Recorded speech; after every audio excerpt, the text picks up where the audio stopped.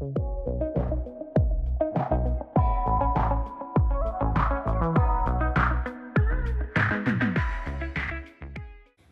it's Amanda, and I want to talk to you today about visionary leadership and why it's important to me. One of the biggest things for me is really having the dream and the goals of what I want to accomplish in life. That is true for every single portion of my life. And for me as an individual, those are my fundamental values. And so it's really beginning with the end in mind. And I know that kind of sounds weird to people, but it's really having where you want to go with a purpose, what you want to accomplish. And so I apply that methodology to every single piece of my life, whether it's relationships, whether it's a situation that we're going through, or my health, or even like my own life and what I wanted to do. I wanted to come back to Pasadena. I wanted to have a better life myself, but I've lived that methodology through my career and through what I've gone through in my own life. And so actually worked in my relationships with my family, in the relationships that I have today with the people that mean the most to me, in like getting back to who Amanda is. It's been hard. It's been really hard because Amanda didn't know who she was for a little bit there. And now me making the decision to actually change my life and me getting back to really my own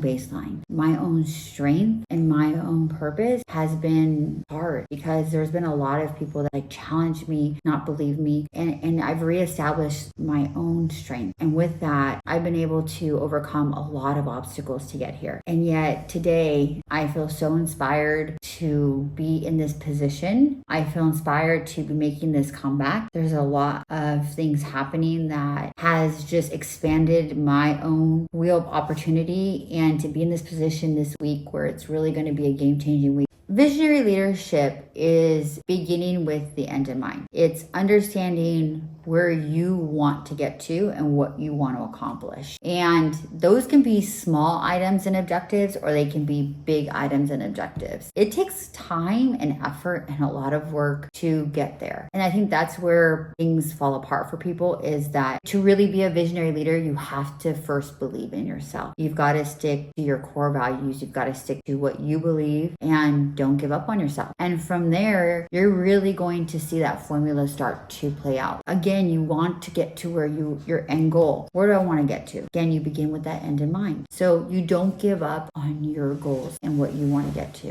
And that's the whole point of visionary leadership. It's not just saying today or tomorrow. It's saying my plan for my life is X, and how you're going to get there is Y. That's the recipe that you need to keep working to. And so when you're a visionary, you don't stop. No one can stop your mission statement, your own personal mission statement. And then from there, you start to build out things within your life that make sense, and you start a new formula. And a lot of times people can question it. A lot of times it can seem clunky and chaotic, but you know as a visionary where you're going, and nothing's going to stop you from getting there. And that's the whole point of visionary leadership, is that you know your end goal, you know where you want to get to, and that's what I want, and nothing's going to stop me from getting there. So visionary leadership for me has really come about more so through my sales career. My dad put me into sales coming out of school, and he said, you just got to get to it. It's going to teach you a broad spectrum of industries. And I said, Dad, what the heck are you talking about? Like, this makes no sense. But I did it. And my sales career started off me going into sales, into companies, into big buildings, having to drop off business cards and walk into these offices. And guys, like at the end of the day, I got escorted out in a suit by security.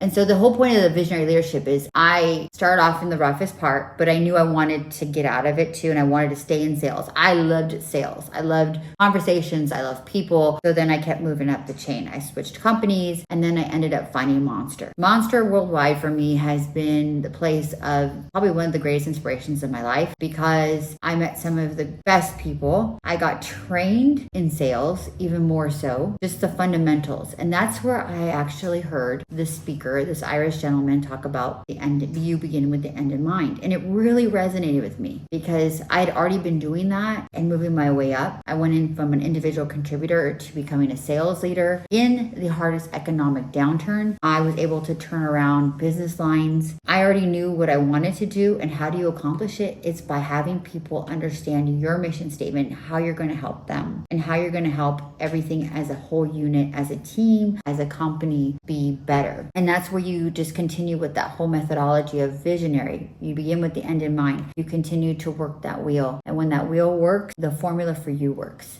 But it can't only work with you. And though you have that mindset, it's a mindset. It's absolutely a mindset. So like I said, visionary leadership, it's really reflecting on your life and thinking about your own life goals and thinking about where you're at. I don't care where you're at in your life and what you need to do to live your best life. A, be honest with yourself. B, really evaluate your own situation. And no matter where you're at, say, how can I make my life better? Be honest. It takes a lot of honesty and just kind of self-checking. If you can do that, you can become a visionary. Because what you do is you say, okay, you know what? I'm going to flip this on its head and I'm going to apply some methodology to start resolving problems, to start resolving issues. Because if you're not content with where you're currently at, then why do you want to continue to do it? It is true. So, people want to try to confuse narratives. They kind of want to make you buy into theirs.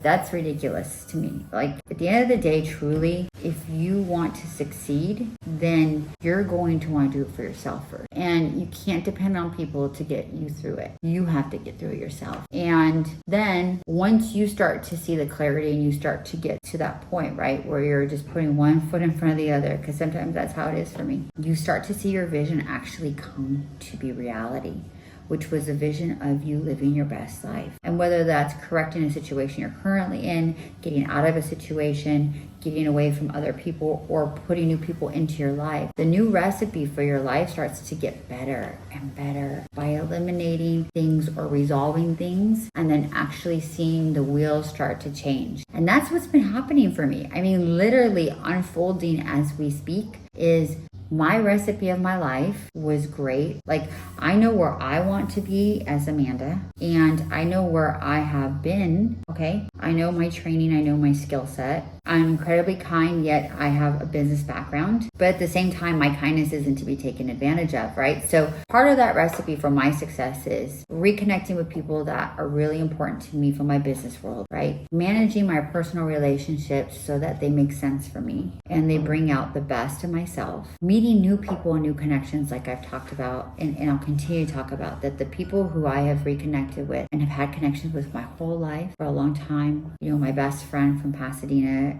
is still my best friend since 3rd grade. I mean, amazing. Those foundations still play into my life today. Connections from Berkeley, my roommate, is still one of my dear friends. Connections from Monster, coming back into my wheelhouse, and then new connections of people I've met here coming back. So those connections that I've met coming back have really inspired me to start this company. And these people are the most important people to me now. And so I think that I tell them that, but they really are so important to me. Without them, I couldn't do it. Being visionary is working towards your end goal. I always knew I wanted to do something, make a comeback. And so I never gave up on that dream amidst a lot of stuff that was happening. And so then my company was born. And as Amanda, I want to tell my story. I want to be able to share what I've been through. I want to be able to inspire people. I want my company to be a place of inspiration. From me, I want goodness to come. And from me, I want to inspire people. And from me, if I touch people's lives in a different way and they touch mine, then that's what we're supposed to do in this world. And I continue to move towards that mission of being a visionary, of completing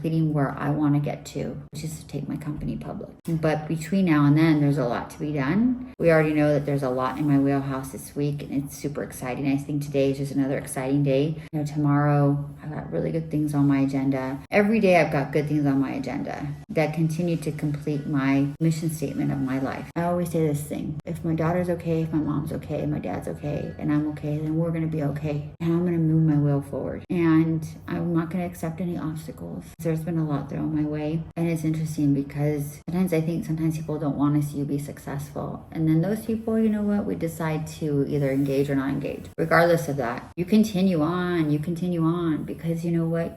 If you believe in yourself, again, going back to that vision, and everything's going to be okay. And it may not seem like it. And that's the whole point of our company, is that when you feel like the world's falling apart and your own world's falling apart and you start to have self-doubt, you can reach out to us because we care about you. I care about you. And I've been in your shoes probably at some level, some point, but that's where you say, you know what, I'm going to get up. They're not going to win. One foot in front of the other, one foot in front of the other. But you still have your end goal in mind. You continue that visionary leadership. You continue that visionary mindset, I should call it, really. Because it's a mindset. It's an absolute mindset. And you do it all the time. And have my ends in mind for a lot of different plays. But at the end of the day, I still hold true to my core values. Hard work, grit, honest, and just supporting the people that support me. And if you can work that formula in your life, it really will turn out well. It could be hard. It can be really hard. Self-doubt. Don't have it. Believe in yourself. Be a visionary. Empower yourself. That's really the message. Feel empowered. Feel good about yourself. It's not about having an ego. It's about feeling good about yourself, feeling good enough to be here because you are here for a reason, and we're all here for a reason and a purpose. And I know mine is very clear, and I'm making a comeback, and I'm going to live my best life here in the end. And I'm excited for you guys to hear more about my journey. I'm excited for you guys to be here. I want to empower you to feel good about you because I care about you, and I want you to establish the mindset of being a visionary for your own self.